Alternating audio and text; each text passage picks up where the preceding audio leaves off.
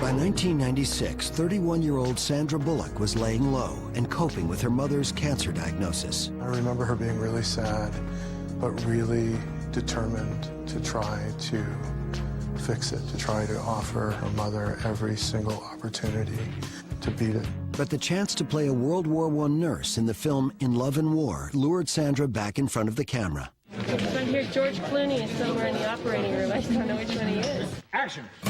She said, I do not want to come on and do another Sandra Bullock movie. And I said, part of the reason I want you to do it is part of your personality, not your techniques and tricks in playing comedy on the screen, but your personality. If you will agree to that, I promise you I will not allow you to do a single Bullock mannerism. Bullock also decided to make work more of a family affair. She formed her own production company, Fortis Films, and staffed it with people she could really trust, her dad and her sister, Gazina. She's my right arm, my left arm, my soul, my feet. She's my life. She's the person who says, you know what, you're not going to be able to do this. Don't try it. We'll stick with this. And you know, I need a voice in my head that can say yes or no. The reason why Sandy created her company is so that she can develop the kind of movies that she wants to make and the movies that she wants to be in. But before Sandra could get her own projects rolling, she had a high-profile sequel to shoot. In October 1996, Bullock flew to the Bahamas to star opposite Jason Patric in Speed 2 Cruise Control. The action thriller featured a runaway ocean liner instead of a bus. You didn't have a camera on like his whole body when I was... No, we didn't. We never did the first part. Sandra's paycheck for the sequel was $11 million. I remember getting a letter from her, and she signed it from Melba on the high seas. She basically alluded to the fact that she thought it was kind of odd that, you know, they were on an ocean liner and it was supposed to be going fast or something. Filming at sea turned out to be an ordeal for Sandra. She had never told me that she was afraid of going underwater. And the water was pretty chilly. She was freaked out. She was not comfortable with the water, and it's not like we were in a pool. They drop us in the middle of the ocean, you know, and pull away so they can get a shot. We had to do it for real. And we had, of course, a lot of divers around her for safety, but even if you have 20 divers around you with tanks, when you have nothing, and they all have big tanks, and you have nothing there, and you have to keep your eyes open in salty water, try that. You know, it's really hard, it really hurts. Back on dry land, Bullock recovered in the arms of her former co-star, Matthew McConaughey. It sort of just kind of gradually happened how those good relationships do. You start off as friends, and then you're hanging around each other, and you're hanging around each other, and you're hanging around each other, and then, you know, one night dancing, I don't know, all of a sudden both of you look at each other and go, whoa, did you just feel that? The couple tried to keep their relationship under the radar. There's so much of our lives, especially hers, is public business, and there's a few things you get to go on in our lifestyle and have be your own, which no one else's business. I mean, it was our little treasure and our little secret, and in a lot of other ways, it made things difficult. Before the end of the year, the secret was out. The pair showed up at the premiere of In Love and War in January 1997, and the press went wild. The critics were less excited about the film. In Love and War bombed. Then, 5 months later, Speed 2 opened. Sandra wasn't surprised when the waterlogged flick ran aground at the box office. It was the worst piece of crap ever made.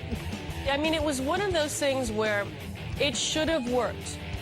Why didn't it work? It was A, missing Keanu.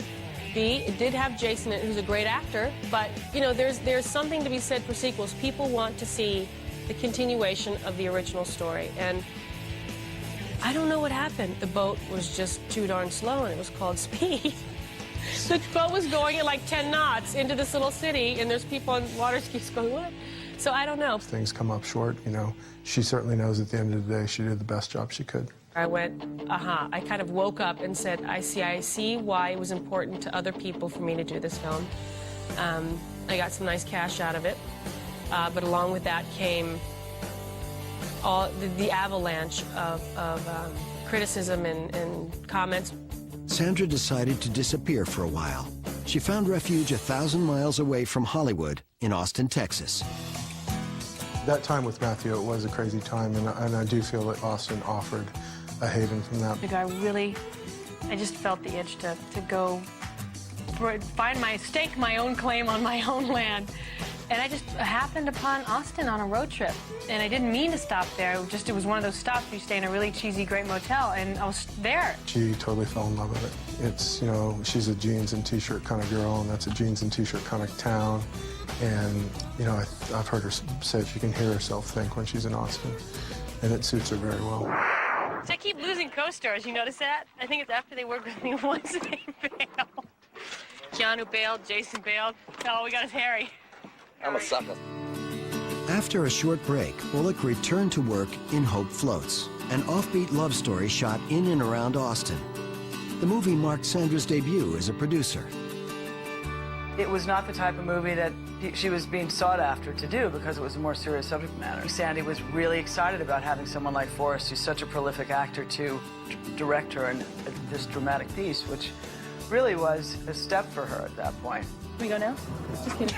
Nah. I like to throw them off every once in a while. It was kind of exciting to get the chance to work with her on this movie because it complemented everything. It dealt with certain sides of her that we love, but it also went into a really deep, emotional side of her that I think she really showed inside the film. She didn't just produce that in name only, like some people. Sandy was in on every aspect. From the very beginning, starting with the material and every single level of the production, she has an opinion.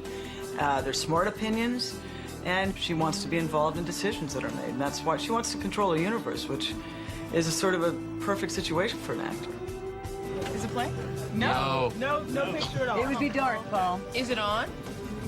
This is the night scene, isn't it? And she was playing a hard part. I don't know if people realize quite how hard that part was. There was a couple of scenes that were tough. I felt like she gave herself completely to it, and she pulled it off. Oops. I gotta stop drinking so much during the course. You gotta lay off that hard stuff, Bert. For the multitasking star, Hope Floats was a professional dream come true. It's been the best thing that I've ever had, ever. I'll never have anything like this again.